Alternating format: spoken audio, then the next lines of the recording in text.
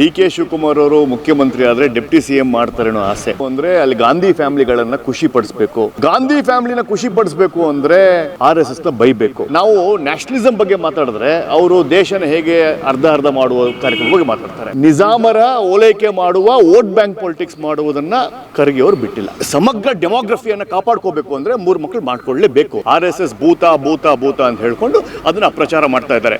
ಎಷ್ಟು RSS ಅನ್ನ ಬೈತಿರೋ ಅಷ್ಟು ನಿಮಗೆ ಶಬಾಷ್ಗಿರಿಯನ್ನ ಸೋನಿಯಾ ಗಾಂಧಿ ಫ್ಯಾಮಿಲಿಯವರು ಕೊಡ್ತಾರೆ. RSS ದೆವ್ವ, ಬಿಜೆಪಿ ಅದರ ಕರಿನೆರಳು ಹೀಗಂತ ಸಚಿವ ಪ್ರಿಯಾಂಕ್ ಖರ್ಗೆ ಕೊಟ್ಟಂತಹ ಹೇಳಿಕೆ ಇದೆಯಲ್ಲ, ಸದ್ಯ ಈಗ ರಾಜ್ಯ ರಾಜಕೀಯದಲ್ಲಿ ಸಂಚಲನ ಮೂಡಿದೆ, ಚರ್ಚೆಯಲ್ಲಿ ಕೂಡ ಇರುವಂಥದ್ದು.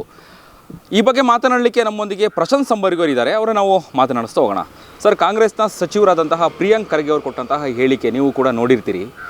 ಏನೋ RSS ದೆವ್ವ, BJP ಅದರ ಕರುನೆರಳು ಅನ್ನುವಂತಹ ಒಂದು ಹೇಳಿಕೆ. ಆಗ್ಲಿಂದನೂ ಕೂಡ RSSನ ಮೇಲೆ ಒಂದಷ್ಟು ಅಸಮಾಧಾನ ಅವರು ಹೇಳ್ಕೊಳ್ತಾನೆ ಬರ್ತಾ ಇರುವಂಥದ್ದು. ಈಗ ಮತ್ತೆ ಒಂದು ಸ್ಟೇಟ್ಮೆಂಟ್ ಇದೆಯಲ್ಲ, ರಾಜಕೀಯ ಒಂದು ಚರ್ಚೆಗೆ, ಆಕ್ರೋಶಕ್ಕೆ ಕಾರಣ ಆಗಿದೆ. ಏನು ಹೇಳ್ತೀರಿ? ಹಿಂದೂ ಕಾರ್ಯಕರ್ತರು ಅವಾಗಿಂದನೂ ಕೂಡ ನೀವು ಒಂದಷ್ಟು ಈ ರಥದ ವಿಚಾರ ಇದ್ದಾಗ ಮುನ್ನೆಲೆಗೆ ಅಥವಾ ಮಾತಾಡುವಂಥ ವಿಚಾರಕ್ಕೆ ಬರುವಂಥದ್ದು, ಏನು ಹೇಳ್ತೀರಿ? ನೋಡಿ, ಡೆಪ್ಟಿ ಸಿಎಂ ಆಗುವ ಆಸೆ, ಡಿ.ಕೆ. ಶಿವಕುಮಾರ್ ಅವರು ಮುಖ್ಯಮಂತ್ರಿ ಆದರೆ ಡೆಪ್ಟಿ ಸಿಎಂ ಮಾಡ್ತಾರೆ ಅನ್ನೋ ಆಸೆ. ಆ ಡೆಪ್ಟಿ ಸಿಎಂ ಆಗಬೇಕು ಅಂದರೆ ಅಲ್ಲಿ ಗಾಂಧಿ ಫ್ಯಾಮಿಲಿಗಳನ್ನು ಖುಷಿ ಪಡಿಸ್ಬೇಕು. ಗಾಂಧಿ ಫ್ಯಾಮಿಲಿನ ಖುಷಿ ಪಡಿಸ್ಬೇಕು ಅಂದರೆ RSSನ ಬೈಬೇಕು. ಸಿದ್ಧಾಂತವಾಗಿ BJPಯವರು ನೆಹರು ಪಾಲಿಸಿಗಳನ್ನು ಮೊದಲಿಂದನೂ ಅಪೋಸ್ ಮಾಡ್ಕೊಂಡು ಬಂದಿರತಕ್ಕಂಥದ್ದು. ಸರ್ದಾರ್ ವಲ್ಲಭಭಾಯ್ ಪಟೇಲ್ ಅವರ ಜೈಕಾರ ಹಾಕೊಂಡು ಬಂದಿರತಕ್ಕಂಥ BJP ಯಾವತ್ತೂ ಒಂದು ಫ್ಯಾಮ್ಲಿಗೆ ನಿಷ್ಠೆಯನ್ನು ತೋರಿಸ್ದೇನೆ ಅಖಂಡ ಭಾರತ ನ್ಯಾಷನಲಿಸಮ್ ಬಗ್ಗೆ ಮಾತಾಡ್ಕೊಂಡು ಬಂದಿರತಕ್ಕಂಥದ್ದು. ನಾವು ಎಷ್ಟು ವಿರುದ್ಧವಾಗಿದೆ ನೋಡಿ. ನಾವು ನ್ಯಾಷನಲಿಸಮ್ ಬಗ್ಗೆ ಮಾತಾಡಿದ್ರೆ ಅವರು ದೇಶನ ಹೇಗೆ ಅರ್ಧ ಮಾಡುವ ಕಾರ್ಯಕ್ರಮ ಬಗ್ಗೆ ಮಾತಾಡ್ತಾರೆ. ಪ್ರಿಯಾಂಕ್ ಖರ್ಗೆ ಅವರು ನಾವು ದೇಶಭಕ್ತಿ ತೋರಿಸಿದ್ರೆ ನಮ್ಮ ಬಗ್ಗೆ ಕೋಪ ಬರುತ್ತೆ. ಅದೇ PFI SDPI ಬಗ್ಗೆ ಎಲ್ಲ ಮಾತಾಡಿದ್ರೆ ಅವ್ರು ಭಾರಿ ಖುಷಿ ಆಗುತ್ತೆ. ದೇಶವನ್ನು ವಿಭಜನೆ ಮಾಡುವ ಶಕ್ತಿಗಳಿಗೆ ಅವ್ರು ಕೈ ಜೋಡಿಸ್ತಾರೆ. ಇದೇ ಪ್ರಿಯಾಂಕ್ ಖರ್ಗೆ ಅವರು ಬಾಂಗ್ಲಾದೇಶದಲ್ಲಾಗುವ ಹಿಂದೂಗಳ ಸಾವಿನ ಬಗ್ಗೆ ಮಾತಾಡೋದಿಲ್ಲ, ಯಾಕೆಂದರೆ ಅಲ್ಲಿ RSS ಇಲ್ಲ. ಆದರೆ ಅವರ ತರ್ಕ ಏನಿರುತ್ತೆ ಅಂದರೆ ಕೇವಲ ಸೋನಿಯಾ ಗಾಂಧಿ ಮತ್ತು ರಾಹುಲ್ ಗಾಂಧಿಯನ್ನು ಖುಷಿಪಡಿಸಿ ತಮ್ಮ DCM ಪಟ್ಟವನ್ನು ಹೇಗಾರು ಮಾಡಿ ಅಲಂಕರಿಸಬೇಕು, ಅದಕ್ಕೋಸ್ಕರ ನಾನು ಈ RSSನ್ನು ಬೈಕೊಂಡು ಹೋಗಬೇಕು ಅನ್ನೋ ಒಂದು ಚಾಲಿಗೆ ಬಿದ್ದಿದ್ದಾರೆ. ಇದು ಅವರ ಮೂಲ ಧ್ಯೇಯ ಆಗಿರೋದ್ರಿಂದ RSSನ್ನು ಬೈತಾ ಇದ್ದಾರೆ, ದೆವ್ವ ಅಂತ ಕರೀತಾ ಇದ್ದಾರೆ. ಇತಿಹಾಸದ ಪುಟಗಳನ್ನು ಅವರಿಗೆ ನಾವು ನೆನಪು ಮಾಡಿಕೊಡ್ತಾ ಇರಬೇಕು. ಅವಾಗವಾಗ 1975 ಎಮರ್ಜೆನ್ಸಿ ನೆನಪು ಮಾಡ್ಕೋಬೇಕು. ಹಾಗೆ ಹಿಂದೆ ಹೋದರೆ 1948 ಹೈದರಾಬಾದ್ ನಿಜಾಮ್ ರಜಾಕರ್ ಅವರು ಬೀದರ್ ಮೇಲೆ ಅಟ್ಯಾಕ್ ಮಾಡಿ ಏನೇನಾಯಿತು, ಖರ್ಗೆ ಅವ್ರ ತಾಯಿಗೆ ಏನಾಯಿತು, ಎಲ್ಲಿಂದ ಎಲ್ಲಿ ಓಡಿ ಬಂದರು, ಯಾರ್ಯಾರು ಸತ್ರು, ಎಷ್ಟು ಜನ ಸತ್ರು, ಖರ್ಗೆ ಅವ್ರು ಹೇಗೆ ಬಚಾವಾದರು, ಅಲ್ಲಿಂದ ಗುಲ್ಬರ್ಗಾಗೆ ಹೇಗೆ ಬಂದರು ಅನ್ನುವ ಕತೆ ರಜಾಕರ್ ಅನ್ನುವ ಚಿತ್ರದಲ್ಲಿ ಸ್ಪಷ್ಟವಾಗಿ ಹೇಳಿದ್ದಾರೆ. ಹೀಗಾದ್ರೂ ಮನೆಯಲ್ಲೊಂದು ದೊಡ್ಡ ಅನಾಹುತ ಆದ್ರೂ ಈ ನಿಜಾಮರ ಓಲೈಕೆ ಮಾಡುವ ವೋಟ್ ಬ್ಯಾಂಕ್ ಪಾಲಿಟಿಕ್ಸ್ ಮಾಡುವುದನ್ನು ಖರ್ಗೆ ಅವರು ಬಿಟ್ಟಿಲ್ಲ.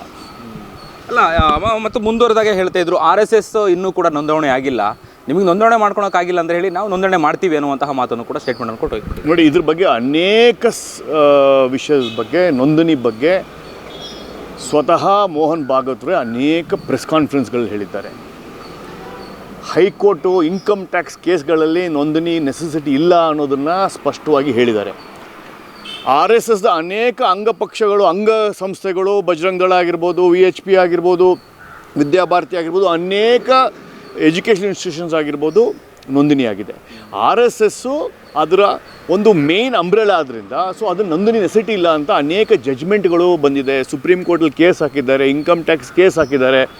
ನೋಂದಣಿ ಮಾಡೋ ನೆಸೆಸಿಟಿ ಇಲ್ಲ. ಅದು ಗ್ರೂಪ್ ಆಫ್ ಪೀಪಲ್, ಸಂಘ ಅನ್ನೋದು ಒಂದು ಗ್ರೂಪ್ ಆಫ್ ಪೀಪಲ್. ಒಂದು ಹೆಂಗೆ ನಾವೆಲ್ಲ ಜೊತೆಗೆ ಸೇರ್ತೀವೋ ಅದು ಇರುತ್ತೆ. ನಮ್ಮ ಡೊನೇಷನ್ಸ್ ಬಗ್ಗೆ ಕೇಳೋದಾದರೆ ನಮ್ಮ ಡೊನೇಷನ್ಸು ಗುರುದಕ್ಷಿಣೆಯಿಂದ, ನಾವು ಗುರುವಿಗೆ ಕೊಡುವ ವಿಜಯದಶಮಿ ಹಬ್ಬಕ್ಕೆ ಕೊಡುವ ಒಂದು ನಾವು ಏನು ಕಲ್ತಿದ್ದೀವಿ, ದೇಶಭಕ್ತಿಯನ್ನು ಏನು ಕಲ್ತಿದ್ದೀವಿ, ಹಿಂದೂವನ್ನು ಕಾಪಾಡಬೇಕು ಅಂತ ಏನು ಕಲ್ತಿದ್ದೀವೋ ಅದಕ್ಕೆ ಗುರುದಕ್ಷಿಣೆಯಾಗಿ ವಿಜಯದಶಮಿ ದಿನ ನಾವು ಕೊಡ್ತೀವಿ. ಹಾಗೆ ಅನೇಕ ಬಾರಿ ನಾವು ರಾಮ ಜನ್ಮಭೂಮಿಗೆ ಕೊಟ್ಟಿದ್ದೀವಿ. 3500 ಕೋಟಿಯನ್ನು ನಾವು ಅನೇಕ ಕಾರ್ಯಕರ್ತರು, ಹಿಂದೂಗಳು, ಭಾರತದ ಅನೇಕ ಹಿಂದೂಗಳು ದೇಣಿಗೆ ಕೊಟ್ಟಿದ್ದಾರೆ. ಸೊ ಎಲ್ಲ ದೇಣಿಗೆಗಳಿಗೆ ಉತ್ತರ ನೀವು ಕಣ್ಮುಂದೆ ಇದೆ. ಬೇರೆ ಬೇರೆ ಸಂಸ್ಥೆಗಳು ಇರ್ತದೆ, ಅದಕ್ಕೆಲ್ಲ ಪ್ರಾಫಿಟ್ ಆ್ಯಂಡ್ ಲಾಸ್ ಇದೆ, ಬ್ಯಾಲೆನ್ಸ್ ಶೀಟ್ ಇದೆ. RSSಗೆ ನೋಂದಣಿ ಇಲ್ಲ. ಯಾಕೆ ಅಂದರೆ ನೋಂದಣಿ ಮಾಡೋ ನೆಸೆಸಿಟಿ ಇಲ್ಲ. ಓಕೆ, ಇನ್ನು ಸಮಾಜವನ್ನು ಕಟ್ಟಬೇಕು, ದೇಶವನ್ನು ಉದ್ಧಾರ ಮಾಡಬೇಕು, 3 ಜನ ಮಕ್ಕಳನ್ನು ಇರಬೇಕು, 3 ಜನ ಮಕ್ಕಳನ್ನು ಮಾಡ್ಕೊಳ್ಳಿ ಅಂತ ಹೇಳಿ ಒಂದು ಮೆಸೇಜನ್ನು ಕೊಡ್ತಾರೆ. ಆದರೆ ಬ್ರಹ್ಮಚಾರಿಗಳಾಗಿದ್ದಾರೆ ಅನ್ನುವಂತಹ ಮಾತನ್ನು ಕೂಡ ಪ್ರಿಯಾಂಕಾ ಖರ್ಗೆ ಅವರು ಉಲ್ಲೇಖ ಹೇಳಿದ್ದಾರೆ. ನೋಡಿ, ರಾಷ್ಟ್ರೀಯತೆಯನ್ನು ಹೇಳ್ಕೊಡುವ ಸಂಘ 3 ಮಕ್ಕಳನ್ನು ಮಾಡಿ ಅಂತ ಹೇಳ್ಕೊಡ್ತಾರೋದು ಸತ್ಯ. ಕ್ರಿಕೆಟ್ ಕೋಚ್ ಯಾವತ್ತು ಬಂದು ಮೈದಾನದಲ್ಲಿ ಆಡಲ್ಲ ರೀ. ಅವರು ಕ್ರಿಕೆಟ್ ಕೋಚ್ ಇದ್ದಂಗೆ, ನಮಗೆ ಕೋಚ್ ಇದ್ದಂಗೆ, ಹೆಂಗೆ ಆಡಬೇಕು ಏನು ಮಾಡಬೇಕು ಅಂತ ಹೇಳ್ಕೊಡ್ತಾ ಇದ್ದಾರೆ. ಸೊ ಭಾಗವತರು ಕೋಚು, ಬ್ರಹ್ಮಚಾರಿಗಳು ಕೋಚ್ ಇದ್ದಾರೆ. ಕೋಚ್ ಬಂದು ನೀವು ಆಡ್ತಾರಾ, ಹಿಂಗಾಡಿ ಹಂಗಾಡಿ ಹಿಂಗೆ ಮಾಡಿದೆ ಅಂತ ಹೇಳಿ ಈಸ್ ಅವ್ರ ಕೋಚ್ ಐಸೆ ಈಸ್ ಟೆಲ್ಲಿಂಗ್ 3 ಮಕ್ಕಳು ಮಾಡ್ಕೊಳ್ಳಿ ಅಂತ. ಮಾಡ್ಕೋಬೇಕು, ಎಲ್ಲರೂ ಹಿಂದೂಗಳು ಮಾಡ್ಕೋಬೇಕು. ನಮ್ಮ ದೇಶದ ಸಮಗ್ರ ಡೆಮೋಗ್ರಫಿಯನ್ನು ಕಾಪಾಡ್ಕೋಬೇಕು ಅಂದರೆ 3 ಮಕ್ಕಳು ಮಾಡ್ಕೊಳ್ಳೇಬೇಕು. ನಮ್ಮ ತಂದೆಗೆ ಅಣ್ತಂಬರು ಒಡಹುಟ್ಟಿದವ್ರು 8 ಜನ, ನಮ್ಮ ತಾಯಿ ಕಡೆ ಒಡಹುಟ್ಟಿದವ್ರು 8 ಜನ. ಸೊ ಹೀಗಿರಬೇಕಾದ್ರೆ ಆ ಸಿಸ್ಟಮನ್ನು ತೆಗೆದುಹಾಕಿದ್ದೇ ಇಂದಿರಾ ಗಾಂಧಿಯವರು. ಇಂದಿರಾ ಗಾಂಧಿಯವರು ತೆಗೆದುಹಾಕಿದ್ದು ಯಾವಾಗ? ಸಂಜಯ್ ಗಾಂಧಿಯವರು ಪಾಪ್ಯುಲೇಷನ್ ಕಂಟ್ರೋಲ್ ಜಾಸ್ತಿ ಆಗಿದೆ ಅಂತ ಹೇಳಿ ಹೇಳ್ಕೊಂಡು ಹೋಗಿ ನಸ್ಬಂದಿ ಮಾಡಿಸಿದ್ರಲ್ಲ, ಹೇಳ್ಕೊಂಡು ಹೋಗಿ ಗಂಡಸರ ಒಂದು ಇದು ಪ್ರೊಡಕ್ಷನ್ ಕಮ್ಮಿ ಮಾಡಲಿಕ್ಕೆ ಆಪರೇಷನ್ ಮಾಡಿಸಿದ್ರಲ್ಲ, ಕೇವಲ ಹಿಂದೂಗಳನ್ನು ಮಾಡಿದ್ರಲ್ಲ. ಸಂಜಯ್ ಗಾಂಧಿ ಕತೆ ಬೇರೆ ಇದೆ. ಆದರೆ ಈ ಕಾಂಗ್ರೆಸ್ನ ಮನಸ್ಥಿತಿನೇ ಅದು.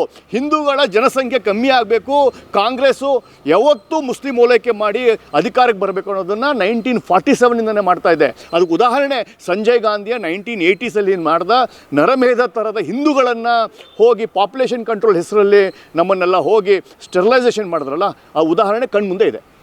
ಓಕೆ, ಪದೇ RSS ಬಗ್ಗೆ ಮಾತಾಡುವಂತಹ ಕಾರಣ ಏನು, ಉದ್ದೇಶ ಏನು ಅನ್ನುವಂಥದ್ದು, ಯಾಕಾಗಿ ಈ ರೀತಿಯಾಗಿ RSSನ ಬಗ್ಗೆ ಮಾತಾಡುವಂಥದ್ದು, ಹಿಂದುತ್ವದ ಬಗ್ಗೆ ಮಾತಾಡ್ತಾ ಇದ್ದಾರೆ ಅಂತ ಅನ್ಸುತ್ತೆ ಅಂತ ಹೇಳಿ?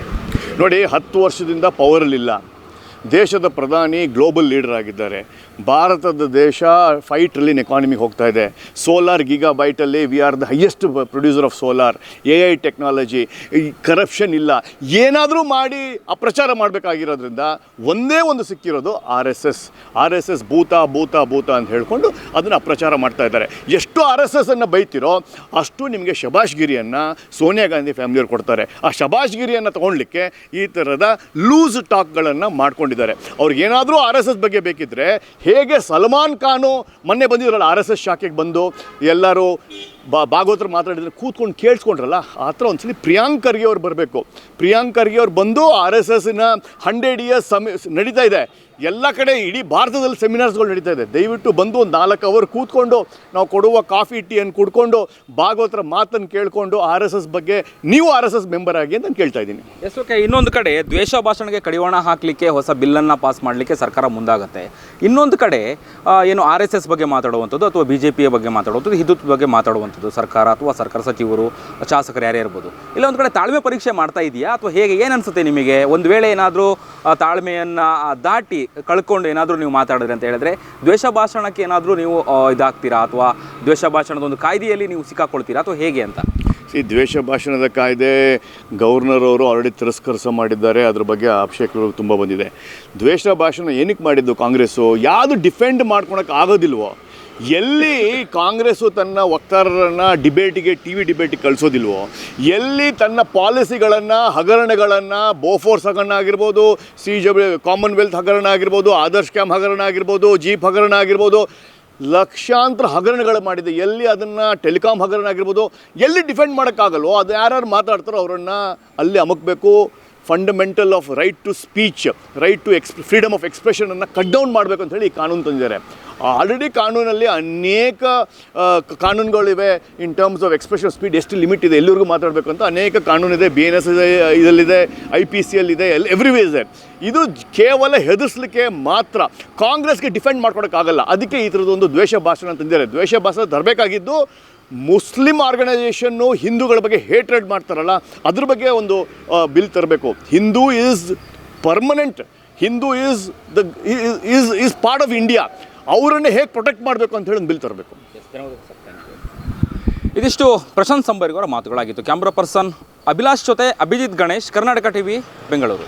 Karnataka TV leader awards 2025 best MLA nomination Bengaluru ವಿಭಾಗ SR ವಿಶ್ವನಾಥ್ ಯಲಹಂಕ ಕ್ಷೇತ್ರ, ಪ್ರಿಯಾ ಕೃಷ್ಣ ಗೋವಿಂದರಾಜನಗರ ಕ್ಷೇತ್ರ, HC ಬಾಲಕೃಷ್ಣ ಮಾಗಡಿ ಕ್ಷೇತ್ರ, ಸತೀಶ್ ರೆಡ್ಡಿ ಬೊಮ್ಮನಹಳ್ಳಿ ಕ್ಷೇತ್ರ, ಉದಯ್ ಬಿ ಗರುಡಾಚಾರ್ ಚಿಕ್ಕಪೇಟೆ ಕ್ಷೇತ್ರ, S ರಘು ಸಿವಿರಾಮನ್ ನಗರ ಕ್ಷೇತ್ರ, ರಿಜ್ವಾನ್ ಅರ್ಷದ್ ಶಿವಾಜಿನಗರ ಕ್ಷೇತ್ರ, NA ಆರಿಸ್ ಶಾಂತಿನಗರ ಕ್ಷೇತ್ರ, ಶರತ್ ಬಚ್ಚೇಗೌಡ, ಹೊಸಕೋಟೆ ಕ್ಷೇತ್ರ ಧೀರಜ್ ಮುನಿರಾಜು, ದೊಡ್ಡಬಳ್ಳಾಪುರ ಕ್ಷೇತ್ರ ಎನ್ ಶ್ರೀನಿವಾಸಯ್ಯ, ನೆಲಮಂಗಲ ಕ್ಷೇತ್ರ ಎಂ ಕೃಷ್ಣಪ್ಪ, ಬೆಂಗಳೂರು ದಕ್ಷಿಣ ಕ್ಷೇತ್ರ. ಕರ್ನಾಟಕ ಟಿವಿ ವಾಟ್ಸ್ಆಪ್ ಚಾನೆಲ್ ಮೂಲಕ ವೋಟ್ ಮಾಡಿ ಹಾಗೂ ಇವರಲ್ಲಿ ಬೆಸ್ಟ್ MLA ಯಾರು ಕಮೆಂಟ್ ಮಾಡಿ. ನೀವು ಸಣ್ಣ ಆಗ್ಬೇಕಲ್ವಾ? ಅದು ಒಂದು ಉತ್ತಮ ಆಹಾರದಿಂದ ಸಣ್ಣ ಆಗ್ಬೇಕಲ್ವಾ? ಪ್ರತಿದಿನ ನಮ್ಮ ಜೀನಿ ಸ್ಲಿಮ್ನ ಯೂಸ್ ಮಾಡಿ ಯಾವುದೇ ಸೈಡ್ ಎಫೆಕ್ಟ್ ಇಲ್ದಂಗೆ ನೀವು ಸಣ್ಣ ಆಗ್ತೀರಾ.